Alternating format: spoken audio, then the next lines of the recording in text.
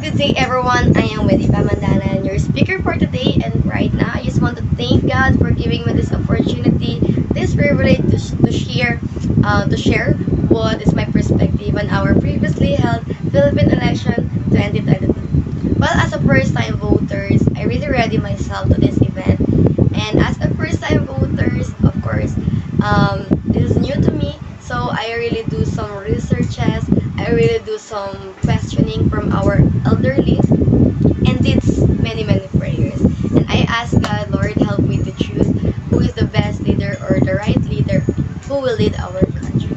Well, election is our right as a citizen or as an individual. So the first step and the first responsibility of every individual is to vote. So if you vote for your um, for your desired leader, well, no need to be guilty on what will be the outcomes of this election. But as a first time voters, this is new to me again. So I feel the nervous. Nervous will not fade away in everything. So I feel the nervous on what will be the outcomes or the turnouts of this election. Whoever the leader will be won, well, we need to accept it. And when the turnouts or the result, when I saw the turnouts and the result of this election, I felt the contentment. Well, of course, as an individual, we did what is right. We did our first responsibility, and this is this is to vote. Well, when I saw the turnouts, I felt the contentment, and whoever or whatever the turnouts will be, we need to accept it because acceptance is the best solution. And one thing that we need to do, it's okay if your leader didn't won, but let's unite ourselves. Let's be participative in this election on or let's be participative on the new elected Philippine president governance. Well, my candidate didn't won, but I have many expectations to this new elected president and new elected government officials. Well, number one, I expect to lessen our corruption. Corruption is our main problem in this country. Corruption is the main reason why our economy is not being developed or our economy is being down. So I expect to have or to lessen our corruption. I know our new elected president cannot stop it immediately, but I expect to lessen the corruption. Well, for my um, citizen of this country, we need to trust our new elected government official because trusting is the best answer in everything. And number two that I expect is to have a peaceful, honest governance. Well, we know and we need to accept the fact that not everyone is agree on what is the outcome of this Philippine election, but I expect to have and I pray to have a peace on his governance. And as a citizen of this country, I encourage everyone to please accept what is the reality. Please accept what is the result. This will gonna rebellious actions or activities is not the answer in everything. It is not helpful at all. Well, we need to accept what's the result of this election, and we need to expect more to have peace because peace depends on us. Peace depends on the people in this country. If people or the citizens didn't cooperate, didn't participate in this governance, peace will not be implemented. And number three is to lessen the killings. If there is no peace, of course there is always a crime. So I know lessen the killings is really difficult for him for her because we don't know what in the mind of the people.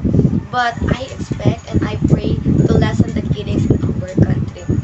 And lastly, my expectation is to remove discrimination in our country, whether it is in the skin color, the level of our lives, or between poor and rich, discrimination between the unemployment people or the people who has a job or doesn't have a job, and the discrimination discrimination inside the school.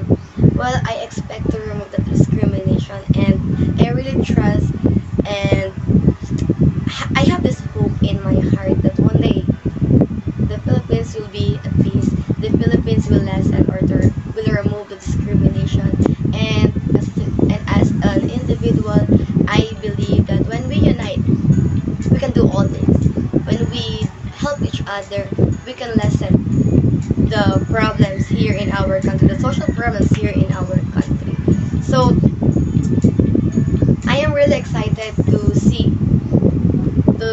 the result of my of this election, and of course as a student, it is really favor for me if it is really favor for me if the class will resume, or if we will have a face-to-face classes in August, because of course as a student I really want and I am really willing to learn more in to learn more about election, to learn more about politics, because as a social worker student, it is hard for me to cope or to absorb every lesson that I've heard on my instructors about politics. So I prefer to have face-to-face classes because honestly, modular or online classes is convenient, but it is not effective at all in every student, because some students, let's accept the fact that some students abuse themselves in online classes. Some students are taking advantage here in online classes. Why? Why do I need or why do I want to have a face-to-face classes in August? Well, in fact, I just want to share my perspective or observation in difference of online classes and face-to-face classes. Well, in face-to-face classes, yes, it is inconvenient. It is not convenient for all because we need to go to school every day. We need to have a financial stable financial for every student, and not every family can do that. But in face-to-face classes, learning is being observed for everyone, and of course the teachers will it is easy for them to observe their students, while in online classes I admit I do some unnecessary things like sleeping, like that, but I am not proud of that. Actually, I am really sad about that because online classes give some students a mental health problems.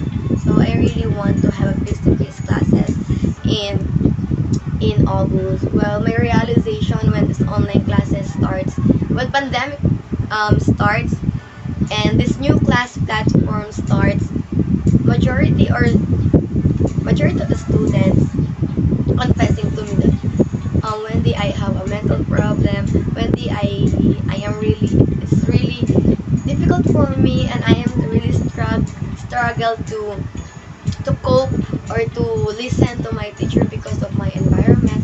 So for me, online classes is not the best place for the students. The personal or the face-to-face classes in school is the best place for all the students. So again, I'm thanking you for hearing and for listening to my speech all about my perspective in our previously Philippine election.